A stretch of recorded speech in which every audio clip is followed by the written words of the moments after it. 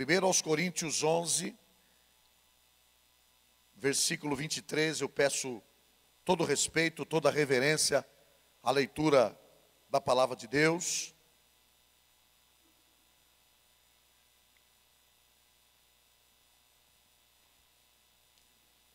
Diz assim a palavra do Senhor: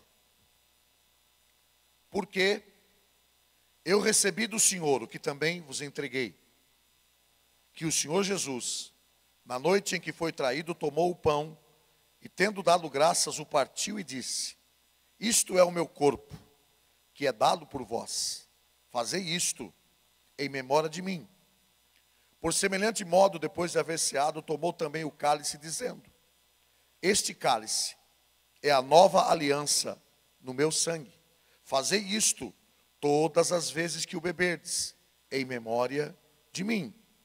Porque todas as vezes que comerdes este pão e beberdes o cálice, anunciais a morte do Senhor até que venha.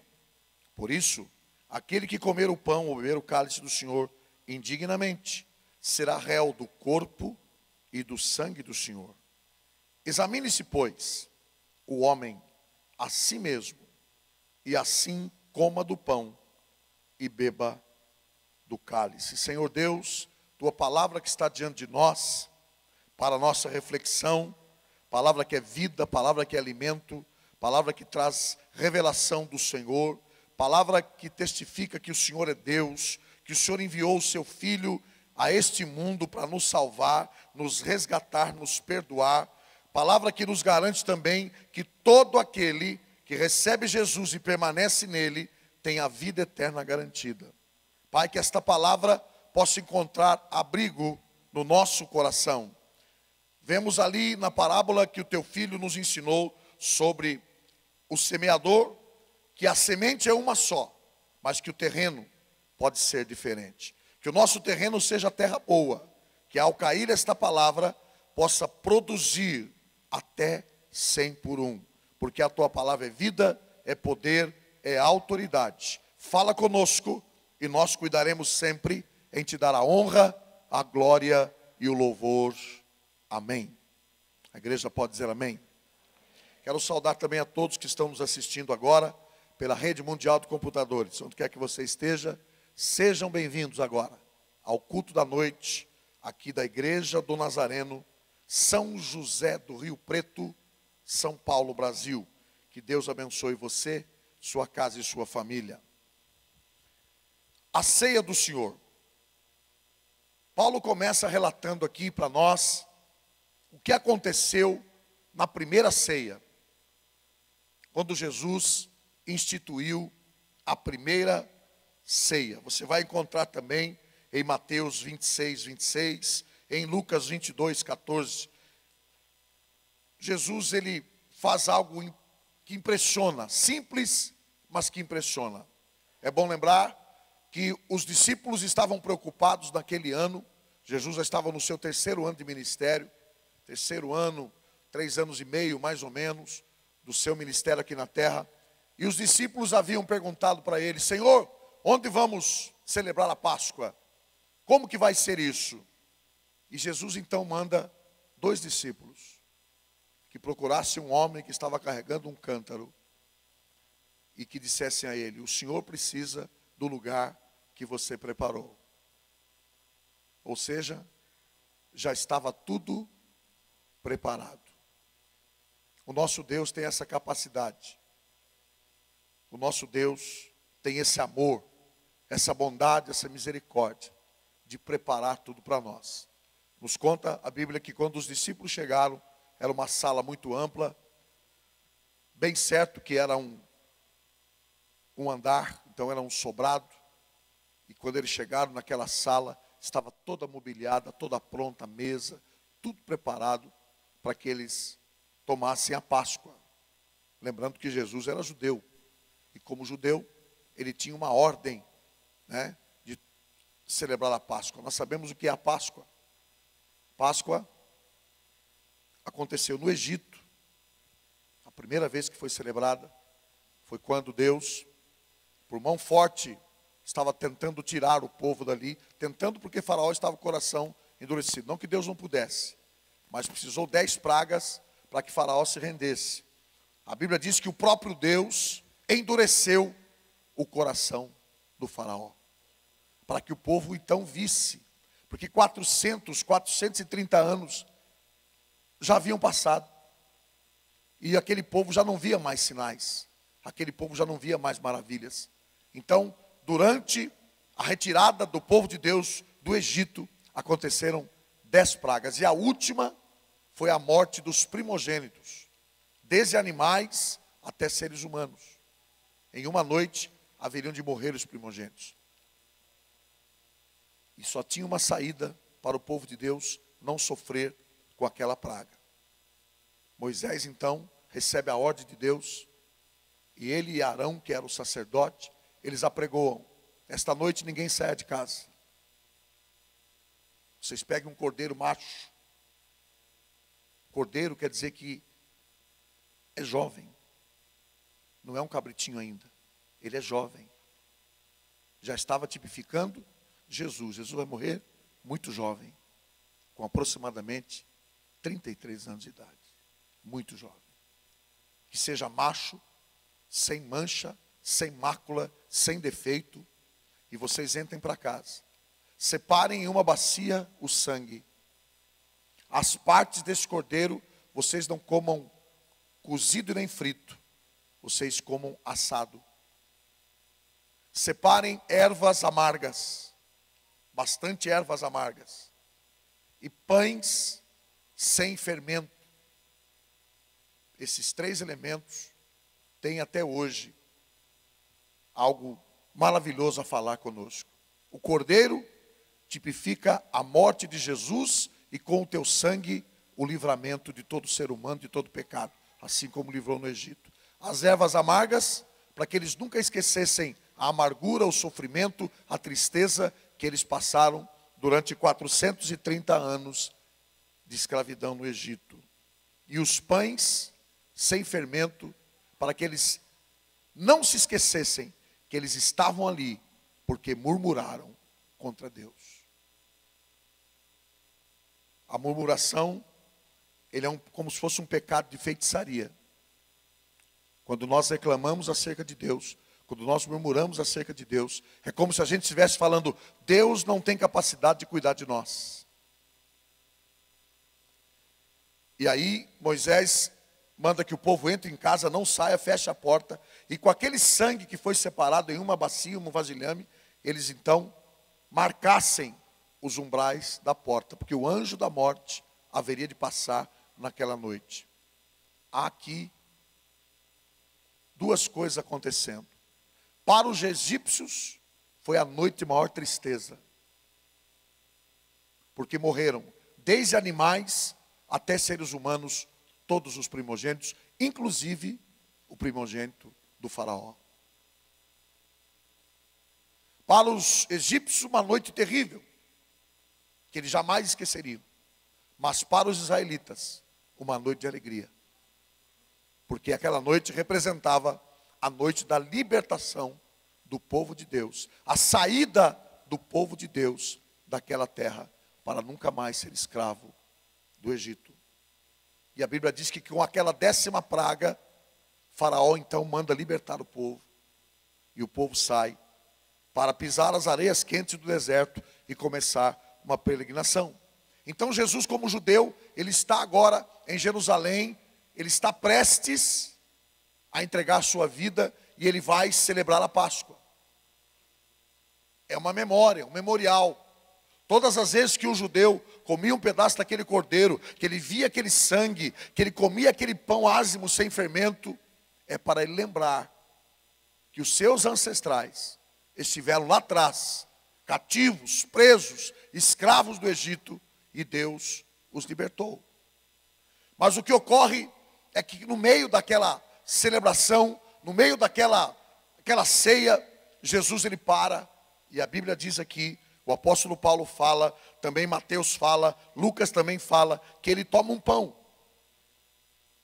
Pão, uma coisa tão simples que todos nós podemos ter acesso, ou até fazer em casa. Eu sinto falta às vezes de um pão caseiro. porque como neto de italiano, minha avó fazia um pão caseiro, irmão, que era uma coisa de doido. Tem hora que ela fazia com torresmo, tem hora que ela fazia com linguiça calabresa. E olha, uma fatia daquilo sustentava muito. Então pão, uma coisa simples, já tipificando o corpo de Jesus, e ele levanta aquele pão, ele dá graças, como nós lemos aqui, e Jesus então institui pela primeira vez a ceia. Então nós vamos entender que há um divisor de águas aqui. A Páscoa é uma festa judaica. E a ceia é uma festa cristã. Uma aponta para a outra. Uma não sobrevive sem a outra. Só que no Novo Testamento, o que eram elementos, o que eram apenas visões, o que eram apenas mandamentos, para nós se tornou realidade. Porque Jesus já veio. Ele já cumpriu. Quando Paulo diz, Jesus é o nosso Cordeiro Pascal. Ele se entregou por nós. Então ele tomou o pão e ele tomou o cálice. E o que ele disse? Em relação ao pão, ele disse, isto é o meu corpo. É bem verdade que hoje nós entendemos o que Jesus estava querendo dizer, mas os discípulos não entendiam. Não passava pela cabeça deles o que era aquilo. Eles vão entender na frente, quando Jesus ressuscita e fica com eles mais 40 dias, andando e ensinando. Então, em relação ao pão, ele diz, isso é o meu corpo. Em relação ao cálice, ele diz, esse cálice é o Novo Testamento no meu sangue. Se o novo entrou em vigor, o antigo não tem mais valor. Tudo é assim. Nas leis são assim, nos códigos de trânsito são assim, nas leis contábeis, leis municipais. Quando uma nova entra, a anterior perde o seu valor. Então, por isso que nós somos o povo da nova aliança. Nós celebramos a ceia. Nós somos o povo que tem o privilégio de ter o próprio Cristo presente no meio de nós. O povo do Antigo Testamento não tinha esta condição. Eles viam tudo por figura. Eles viam tudo por visões. Porque o Cristo ainda não havia se manifestado. Então ele diz, em relação ao pão, isto é o meu corpo. Em relação ao cálice, esse cálice é o Novo Testamento, o novo pacto, a nova aliança no meu sangue. Todas as vezes que nós celebramos a ceia, como no dia de hoje, nós estamos envolvendo três aspectos. Três aspectos muito claros nas Escrituras. Todas as vezes. E hoje não é diferente. Hoje é para nós meditarmos. Hoje é para nós pensarmos. Hoje é para nós nos alegrarmos. Celebrarmos a ceia. Mas ela traz pelo menos três observações. Vamos observar as três coisas que a ceia nos leva a pensar. Primeiro, a ceia serve como fundamento para nós olharmos lá para trás e descobrirmos que sem que nós fizéssemos alguma coisa por Ele, Ele já morreu, Ele já ressuscitou e Ele já disse, está consumado. Por todos nós. Então a primeira observação que a ceia nos traz é uma observação de olharmos para 2000 anos atrás, quando Jesus estava entregando sua vida. Nenhum de nós ainda havia vindo à existência. E ele já estava entregando. E ele ora em João 17, em João 18, antes de morrer, antes de ir para a cruz, ele diz, Pai, eu oro por todos esses que o Senhor já me deu. Mas eu oro também por todos aqueles que haverão de crer no teu nome. Aí nós entramos.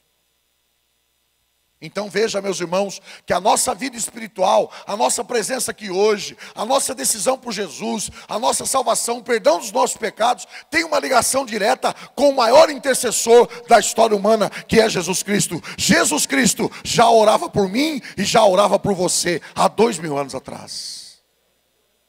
Isso é maravilhoso. Isso é precioso demais. Isso não pode ser jogado de lado. Ele já orava por mim. Ele já orava por você. Para que nós, no dia de hoje, nos dias de hoje, ou nesta geração da qual fomos alcançados, pudéssemos conhecê-lo, reconhecê-lo como único e suficiente Salvador. O mundo procura deuses, o mundo procura pessoas, o mundo procura coisas, o mundo procura diversões, o mundo procura tanta coisa para tentar acalmar, acalentar o vazio que o ser humano tem dentro da alma. O vazio do ser humano tem o tamanho de Deus. Só Jesus Cristo pode observar e tirar esse vazio de dentro do nosso coração. Religiões aparecem, tantas e tantas, que a gente perde até o controle, o número e o nome de cada uma delas. Se religião salvasse o mundo já estaria salvo. Jesus não veio pregar religião, ele veio pregar um modo de vida. Cristianismo não é religião, porque religião é todo o esforço humano de alguém, um humano, chegar a Deus. Ninguém chega a Deus, meu filho. É Deus que chega até nós. Foi Ele que veio. Não fomos nós que fomos até Ele. Ele veio viver a vida dos homens. Então, todas as vezes que celebramos a ceia, nós nos lembramos desse homem, da sua vida, como ele viveu, como ele procedeu, suas palavras, suas mensagens, sua obra que ecoou no mundo inteiro. E que hoje ainda divide opiniões. Jesus, até mesmo no seu último momento de vida, no seu último fôlego de vida, exalou amor, quando perdoa o ladrão pendurado na cruz. Por isso que Jesus é o maior exemplo que devemos ter. Quando quisermos ter um exemplo de amor, temos que olhar para Jesus. Ele é o maior exemplo disso. No seu último fôlego de vida, ainda salvou um ser humano da morte eterna. Porque morrer é uma consequência do pecado. O salário do pecado é a morte. Mas se esse versículo terminasse aí, todos nós estaríamos hoje sem esperança. Esperança dos que já se foram, dos que já se passaram por aqui. Quantos você pode trazer à memória de pessoas que andaram com você, que caminharam com você, como diz uma música de um amigo precioso, que diz: já não cantam mais conosco, já não andam mais pelas ruas da cidade, já não vemos mais o seu sorriso, já não escutamos mais a sua voz, já não sentimos mais o seu abraço. Se esta verdade acerca da vida eterna, e se o salário do pecado fosse a morte, ponto, nós estaríamos aqui hoje sem esperança. Mas o que nos traz esperança é que está escrito também: o salário do pecado é a morte, mas o dom gratuito de Deus é a vida eterna em Cristo Jesus. Isso nos traz acalento. Olhando aqui para duas viúvas, irmã Elza, irmã Miriam, isso nos traz acalento. De saber que esses homens passaram por aqui, estiveram aqui conosco, num dia de hoje de Santa Ceia, estavam nos ajudando a ministrar a ceia, estavam conosco, seu abraço estava presente, sua voz estava presente, seu sorriso estava presente, andavam pelas ruas da cidade, mas hoje nós não vemos mais eles fisicamente. Acontece que eles estão guardados com o Pai, aguardando a última trombeta soar, quando Deus voltará a essa terra buscar o seu povo. É nisso que cremos. É nisso que nós cremos. É nisso que nós acreditamos. Porque, meus irmãos, olhando para a palavra de Deus, quando o apóstolo Paulo, um dos maiores pregadores também que passou por esse tempo, depois de Jesus, ele disse: olha, se a nossa esperança, ela for finda, somente nesse tempo, somente nessa vida, sabe o que somos? Somos os mais miseráveis dos homens. Por que do que vale o homem trabalhar, ganhar no mundo inteiro, se ele não tem esperança de vida eterna? Eternamente todos vão viver. Porque o espírito é a parte incorpórea, imortal do homem. Assim fez Deus, não tem o que discutir. A relação seria: somos um espírito, temos uma alma e habitamos num corpo. O corpo é a primeira coisa que nos deixa na morte. É a primeira coisa que vai virar pó. Mas o espírito volta para Deus. E a pergunta é: como é que eu volto para um lugar de onde eu nunca saí? Então, primeiro Deus nos cria no espírito, depois nos faz um corpo. Então nós temos esperança. Esperança de encontrar os nossos irmãos. Esperança de encontrar os pregadores como Paulo, João, Pedro. Todos os apóstolos, todos os discípulos, os profetas maiores e menores, todos passaram por esse processo. Um dia morreram, mas não ficarão na eternidade sem Deus. Eles estão aguardando o sinal da trombeta de Cristo. Isso que nos acalenta, isso que nos traz esperança. Num dia como hoje, celebrarmos a ceia, participarmos do corpo e do sangue, porque a própria palavra diz: quem não comer deste pão e não beber desse cálice, não tem parte comigo. A ceia não é algo que eu posso escolher participar ou não. Ah, hoje eu não estou bom, não vou tomar. Ah, vou deixar para lá. A ceia não é uma opção, a ceia é um mandamento: fazei, tomai, comei. É um mandamento. Agora cabe a mim e a você estar pronto, preparado. Pecado não é motivo para não tomar a ceia. Pecado não confessado, sim. Por isso que o apóstolo Paulo diz: examine-se, pois, o homem a si mesmo. Depois tome, depois coma. Não é tomar e examinar, é examinar depois comer. Porque nesta sala, nesse ambiente, não tem ninguém digno. Porque isso que está aqui diante de nós hoje é graça. E parece que a palavra graça, a pregação graça, os pregadores de graça estão sem graça. Não se ouve mais, não se fala mais de um favor tão grande e merecido, que é a graça. Pela graça sois salvos, mediante a fé. E isso não provém de vós, é dom, e é dom de Deus. Aleluia. Não somos nós que inventamos a salvação, não fomos nós que inventamos a graça. Nenhum de nós aqui nesse auditório, nesta sala, é merecedor de estar diante dessa mesa. Mas a graça dele nos faz com condição de chegar, nos aproximar, tomar, comer e beber e ter garantia da vida eterna. É graça. E o que é graça, pastor? John Wesley define graça. Eu gosto da definição de John Wesley. John Wesley diz: graça é favor que nenhum homem merece. Falei de manhã e quem sabe posso repetir agora à noite. Você que tem filho, você que tem filha, você que vai ter, ou você que é filho, filha, que recebeu a repreensão dos seus pais, sabe que isso daí é amor. Porque todo pai, toda mãe que ama, repreende o filho que tem. O pai e a mãe que não repreende seu filho não ama. E às vezes repreende até com açoite.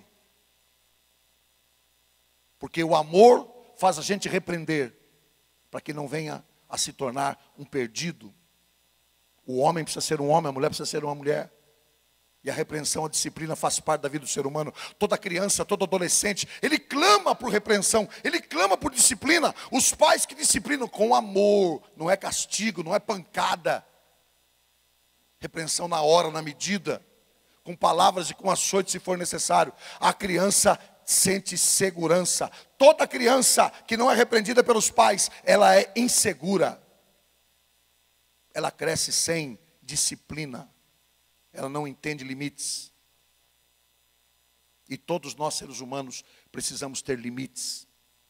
Veja o que os homens sem limites fazem. Matam pai e mãe, avós, tios, amigos, companheiros, irmãos, porque eles não lhes foi ensinado limite.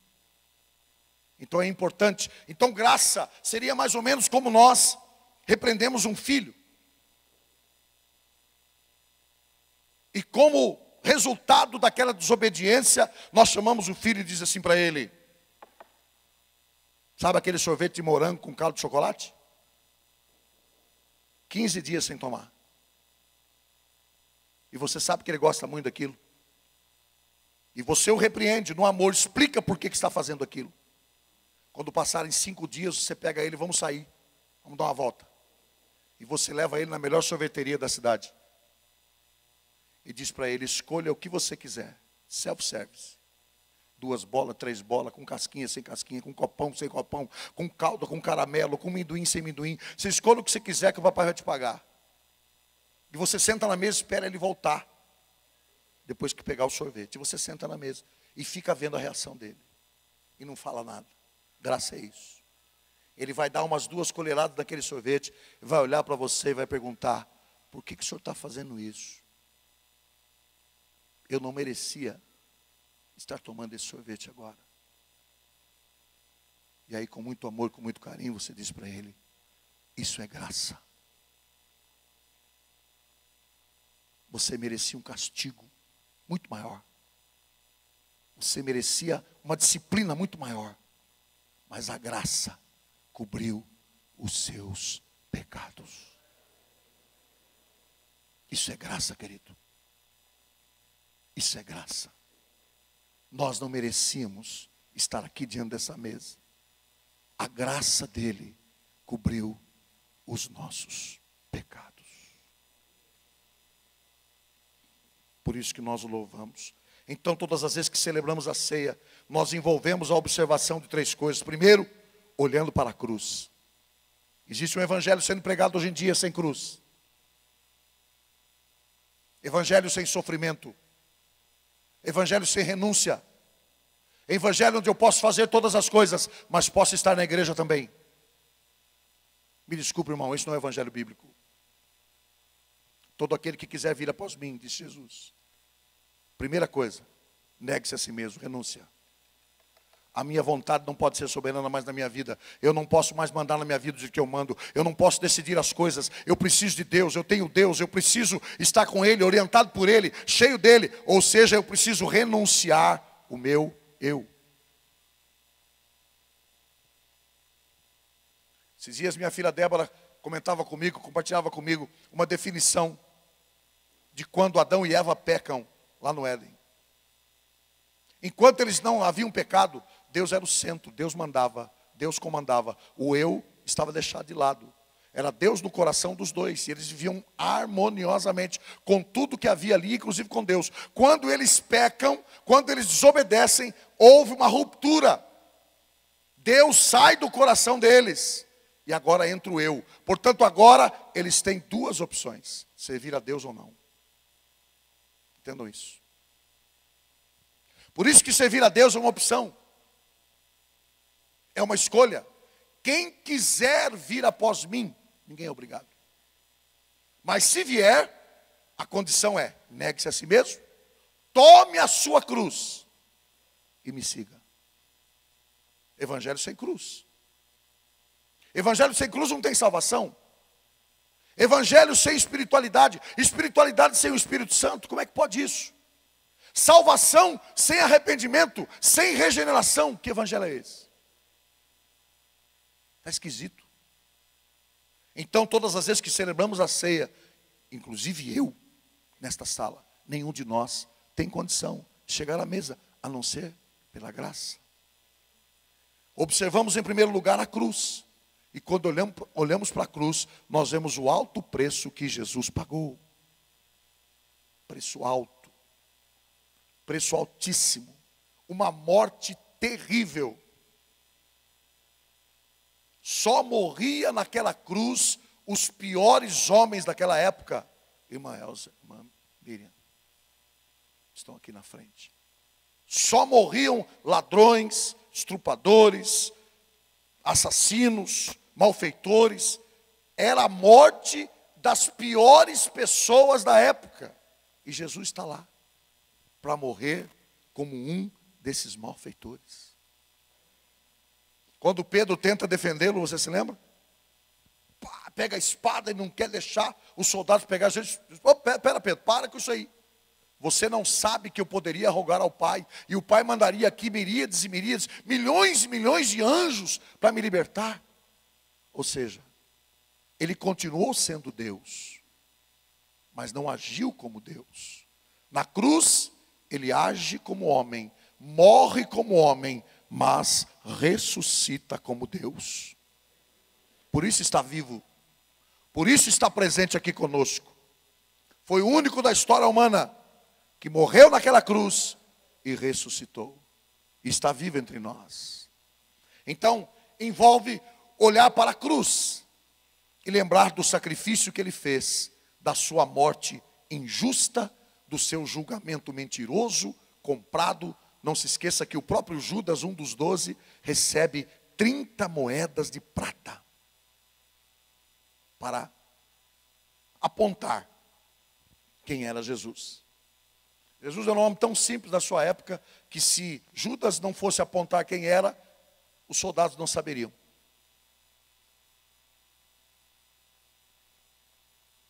Mas Judas não precisava ter feito aquilo. O próprio Jesus explicou: Judas, para isso eu vim. Para isso eu vim. Então, serve como olhar para trás e olhar para a cruz. Segundo, hoje, a Bíblia sendo ministrada, a palavra de Deus e a ceia sendo ministrada aos nossos corações, também deve servir para nós olharmos para dentro de nós e analisarmos a nossa vida. Examine-se, pois, o homem, homem e mulher, aqui não tem sexo. Examine-se, pois, o homem a si mesmo. Porque examinar a vida do outro é fácil. Acusar o outro é muito fácil. Apontar o dedo para o outro é muito fácil. Difícil é olhar no espelho e falar: camarada, você tem que melhorar. Rapaz, você precisa. Reginaldo, você precisa melhorar. Fazer uma autoanálise.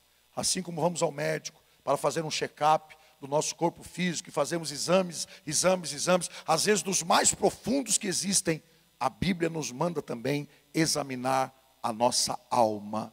Como está a nossa alma? Serve para termos um olhar para dentro, para a nossa consciência. Todos sabemos quando erramos. A dificuldade é reconhecer que erramos. Nós sabemos quando erramos. Porque se o Espírito Santo está em nós e nós servimos a Deus, nós sabemos exatamente aonde erramos. Ele não é acusador, ele nos faz lembrar. Opa, está errado isso que eu fiz. Então aí nós ficamos às vezes vivendo esse trauma.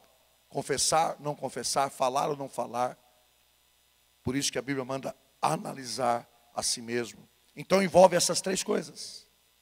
Olhar para a cruz, olhar para o sofrimento, olhar para a morte, olhar para o que Jesus passou, como ele viveu, sua vida, seu ministério, sua morte, sua ressurreição. Segundo, para os dias de hoje, olhar para dentro de nós. Eu me lembro que, não que isso vai acontecer aqui conosco, mas experiências de ministério. Experiência de ministério. Há uns anos atrás, fizemos uma campanha de evangelismo no Gonzaga de Campos. Montamos ali uma tenda. Uma tenda que nós tínhamos, que infelizmente, chuva, sol, vento, acabou rompendo com a lona e só ficamos com a ferragem. E fizemos 3 dias de cruzada ali, de evangelismo. Sexta, sábado e domingo. E eu preguei num sábado lá. Pregamos num sábado, falamos do amor de Deus, da graça de Deus, da bondade de Deus, da ação salvadora de Jesus, que Ele quer salvar todos os homens, porque só tem um caminho, é Ele. E pregamos e fizemos um apelo, chamamos as pessoas que queriam receber Jesus. E elas vieram. Entre elas veio um rapaz, muito jovem. Ele e sua esposa eram do bairro. E ali ele faz a oração, ele confessa os seus pecados a Deus, não a mim, não a ninguém, mas ele confessa e ele reconhece que é pecador e que precisa de um Salvador, e ele recebe Jesus no seu coração. Sábado, no dia seguinte, ele era motorista de caminhão. E ele saiu para ir para a cidade de Guapiaçu. Não sei se na ida ou na volta. Não me lembro agora. Ele sofreu um acidente. E ele faleceu.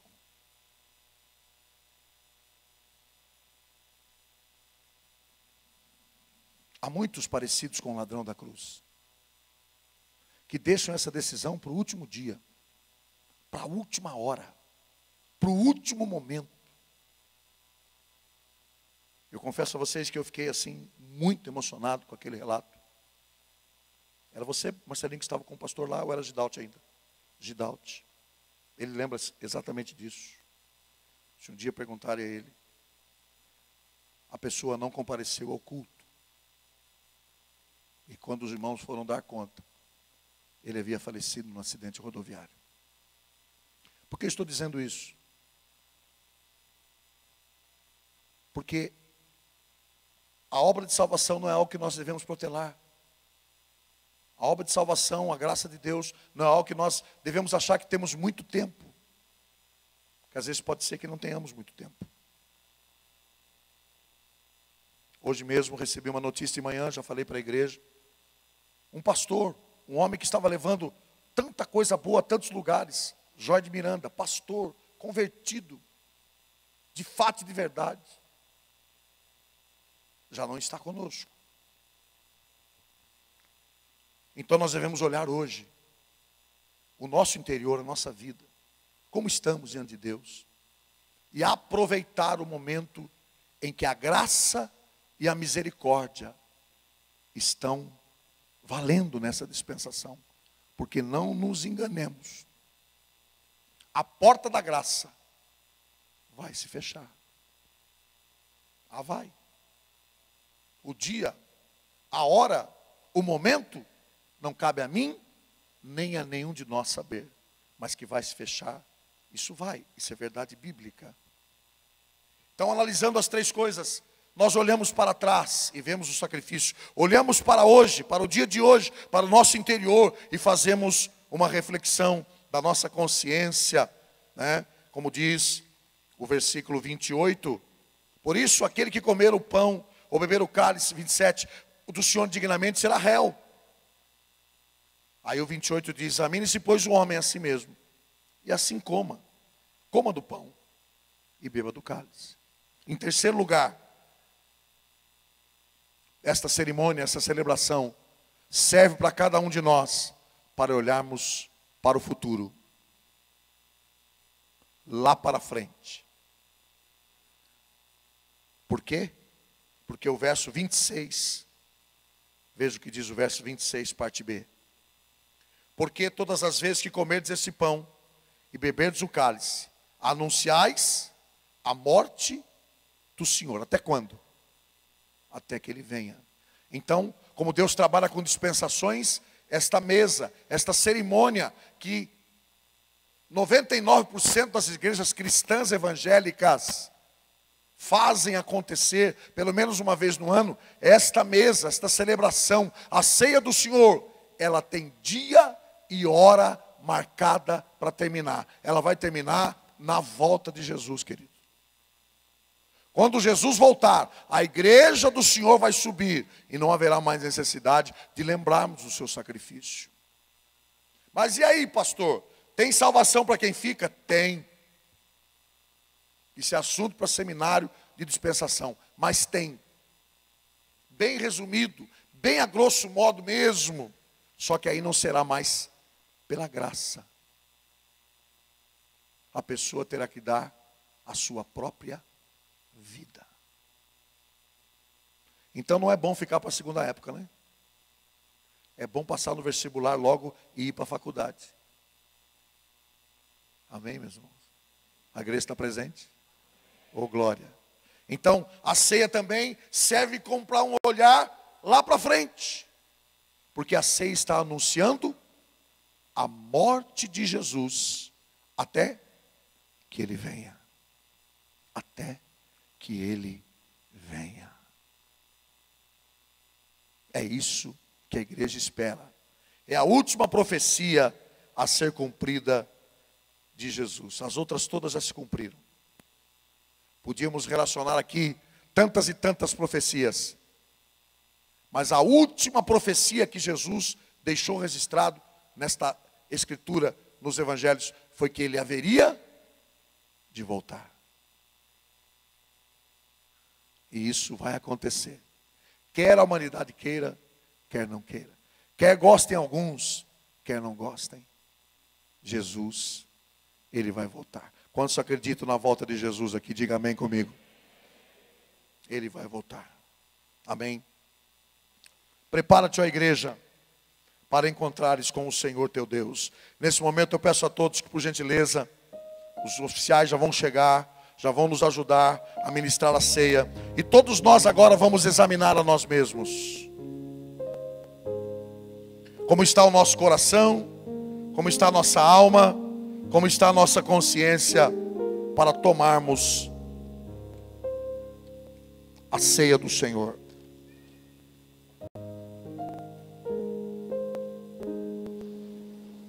Examine-se, pois, o homem a si mesmo, e coma desse pão, e beba deste cálice.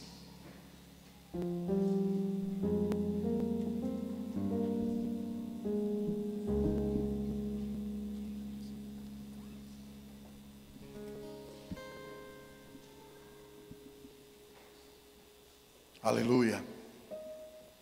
Pai, nós olhamos para dentro de cada um de nós hoje à noite. Ao olharmos para a cruz e vemos o seu grandioso amor, sua obra salvadora, redentora naquela cruz, para nos redimir, para nos perdoar, para nos salvar, para nos garantir a vida eterna. Olhando para os dias de hoje e fazendo uma reflexão, só nos resta te adorar, só nos resta te glorificar, só nos resta, Senhor, exaltar e bendizer o teu santo e maravilhoso nome. Obrigado pela maravilhosa graça, obrigado pela graça que nos salvou, que nos alcançou, que nos redimiu, que nos perdoou e que nos garante uma vida abençoada nesta terra e a vida eterna no porvir. Obrigado, Senhor. Obrigado pelo teu amor. Obrigado pelas tuas misericórdias. Obrigado porque através do teu sangue nós temos os nossos pecados todos perdoados. Lava-nos agora no sangue precioso do teu Filho Jesus. Perdoa as nossas falhas, perdoa os nossos pecados, perdoa as nossas transgressões. Perdoa, Senhor, perdoa, Senhor. Lava-nos no sangue precioso do Calvário, e nos tornaremos mais alvos do que a neve. Para a glória do nome de Jesus nós oramos. Para a glória do nome de Jesus, pela fé, nós já te agradecemos. Aleluia. Cada um de nós vai receber os dois elementos. Segura na tua mão. Vamos cear todos juntos, em nome de Jesus. Amém. Podem passar, por gentileza.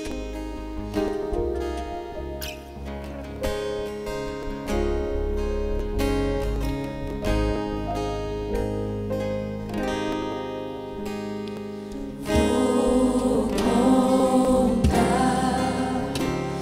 uma história de amor real,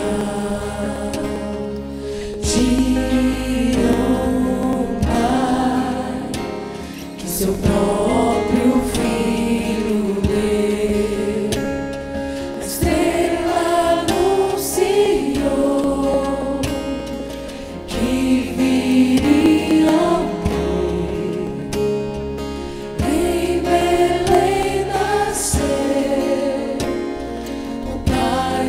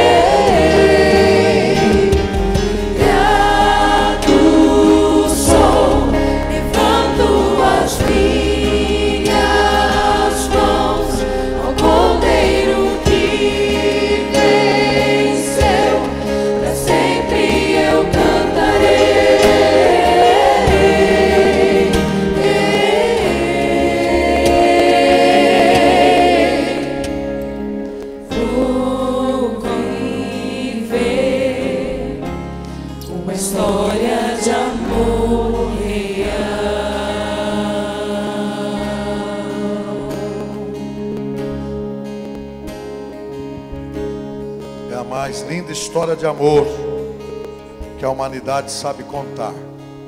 A história de um pai que deu o seu filho para resgatar toda a humanidade.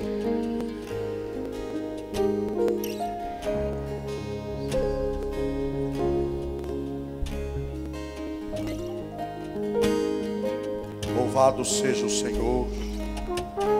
A Ti toda a honra, toda a glória, todo o louvor e toda a exaltação, Senhor. Diante de Ti nós nos curvamos hoje à noite, mais uma vez, para declarar que nós entendemos o Seu sacrifício, nós compreendemos a Sua atitude, a Sua morte, e para nós valeu, não foi em vão, Jesus.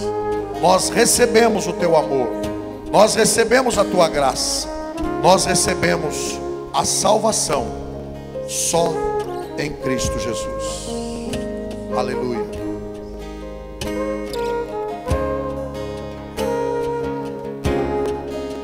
Sim, eu amo a mensagem da cruz.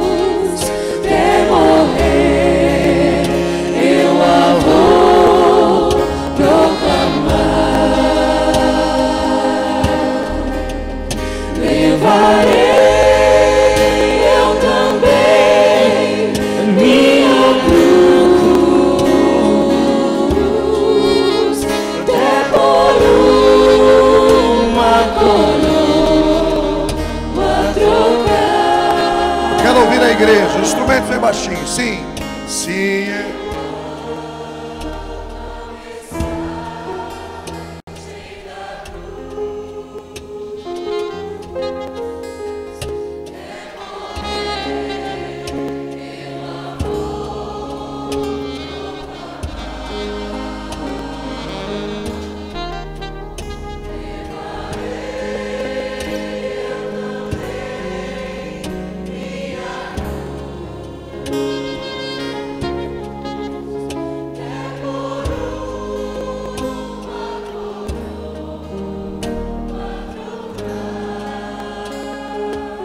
A palavra do Senhor Deus nos afirma e nos revela que na noite em que Jesus foi traído, Ele tomou o pão na presença de todos os discípulos e tendo dado graças, Jesus estava dando graças pela sua morte.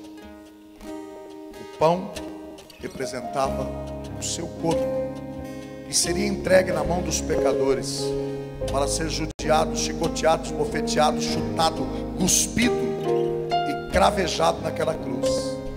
Mas Ele, tendo dado graças, agradeceu, orou ao Pai, e Ele o partiu e disse: este é o meu corpo, que é partido por vós, fazei isto em memória de mim.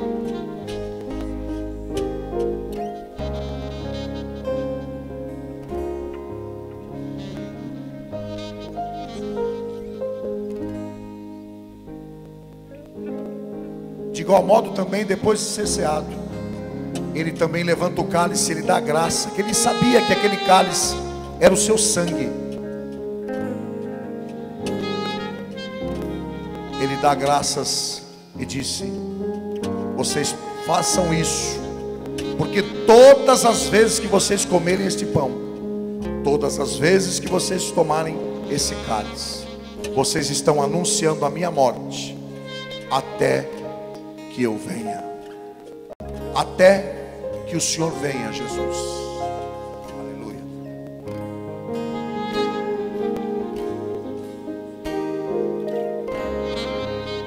Quase que eu troco de novo.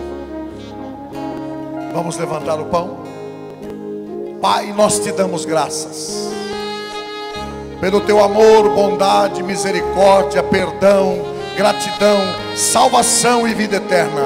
É a tua igreja que está reunida, é a tua igreja que celebra a vida eterna que só encontramos em Jesus Cristo. Pai, nós te damos graças, nós te rendemos a honra, nós te rendemos a glória, nós te rendemos todo louvor, até que o Senhor volte. Amém. Comamos, meus irmãos.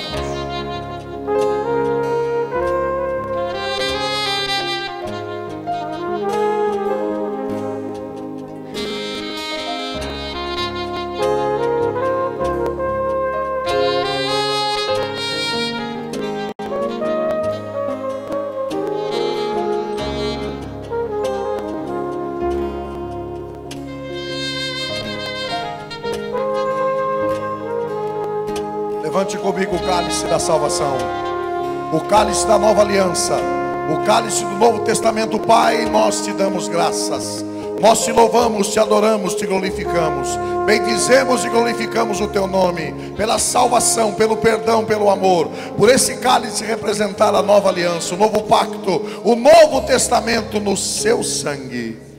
Sangue que cura, sangue que purifica, sangue que perdoa, sangue que garante a vida eterna contigo, até que o Senhor volte. Tomemos, queridos.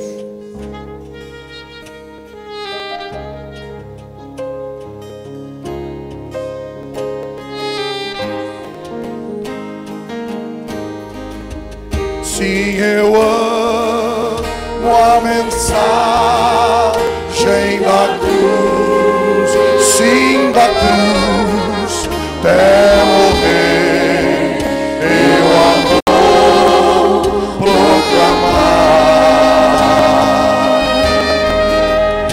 Levarei eu também minha cruz, até por uma coroa trocar. Vamos ficar de pé, vamos louvar o Senhor. Sim, eu amo. Sim, eu amo a mensagem da cruz. Sim, da cruz, até morrer, eu a vou proclamar. Levarei eu também minha cruz. sim, a cruz, Até por uma coroa trocar. eu levarei, levarei eu também minha cruz, é por uma coroa trocar.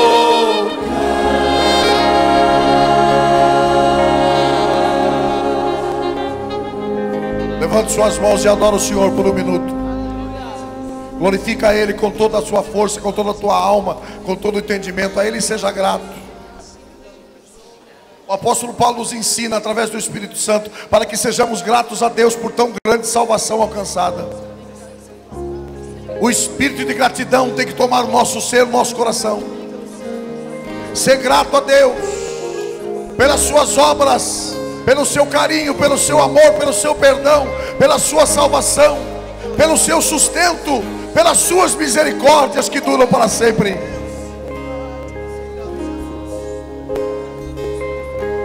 Louvamos o teu nome, glorificamos o teu nome, Senhor. Damos graças a ti, Jesus, pois tu és o nosso Deus, tu és o nosso Senhor, o nosso Salvador. Tu és o único entre os homens capaz de salvar a humanidade. Não há outro nome entre Deus e os homens pelo qual haveremos de ser salvos, a não ser o nome de Jesus. Por isso te exaltamos, por isso te bendizemos, por isso te glorificamos. Obrigado pela vida Obrigado pela graça. Obrigado pela salvação. Obrigado por todos os benefícios que o Senhor nos entregou, Senhor. Muito obrigado. Por tudo nós te louvamos.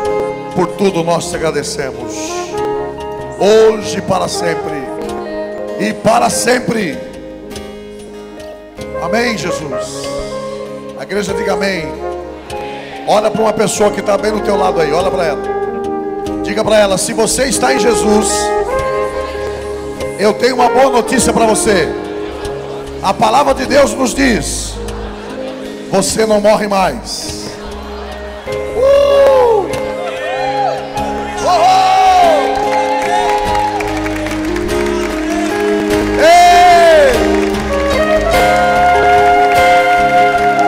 É a palavra que diz, irmão. Paulo pergunta: ó morte, onde está, ó morte, os teus aguilhões? Jesus já venceu a morte. Nele nós somos mais do que vencedores. Amém?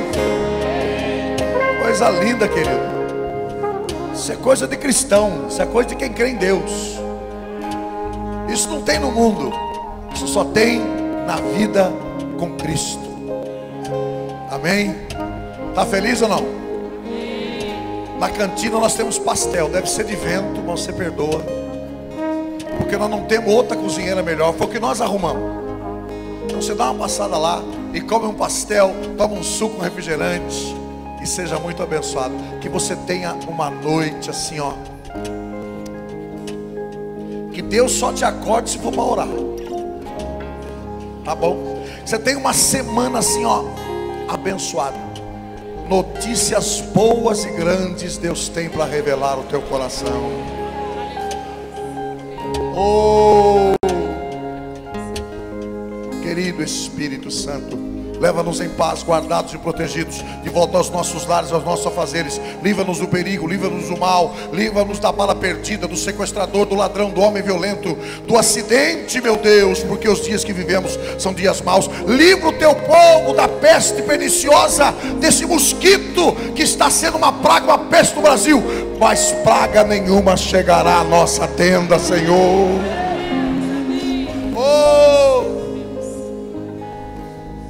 Guarda o teu povo, livra o teu povo com a bênção completa que só o nosso Deus tem. Aleluia. Levanta a mão direita comigo, homem e mulher de Deus. Receba de Jesus agora que o grande amor de Deus o Pai, a graça do Senhor Jesus o Filho, a unção e a consolação do Espírito Santo do Senhor Deus esteja sobre todos vós no dia de hoje e permaneça para sempre. E os que acreditam fielmente em Jesus, digam amém. Então abraça pelo menos 15 mil pessoas aí. Dá um abraço carinhoso nessa pessoa que está ao teu lado. Vamos em paz. Deus abençoe. Digno de receber agora o louvor, pra sempre eu cantarei. Grato sou, levanto as minhas mãos ao Cordeiro que venceu, pra sempre eu cantarei. Santo és, digno de receber a glória.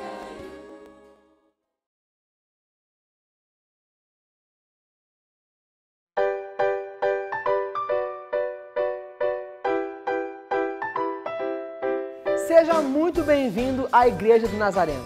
Você sabia que na nossa igreja existe o Ministério da Integração? Sim, na nossa igreja tem um ministério específico para acolher você que está chegando agora e você que ainda não faz parte dos membros. Se você é novo aqui e deseja saber mais sobre a nossa igreja, então participe das reuniões do ministério. Caso você não é novo por aqui, mas ainda não conhece nossos ministérios, visão, missão, valores e em que cremos, você está convidado a fazer parte do Ministério de Integração. E as aulas acontecem todos os domingos, das 10 às 11 da manhã, durante o período da IBN. Após passar pelo período de integração, você receberá um certificado e com certeza se sentirá mais familiarizado e acolhido. Olá, meu nome é Douglas, sou líder do Ministério Integração. Estamos esperando todos os novos membros da Igreja do Nazareno para passar para vocês toda a história da Igreja do Nazareno. De todo domingo, das 10 às 11 horas, venha conosco que nós esperamos vocês. Participe da integração! Vem!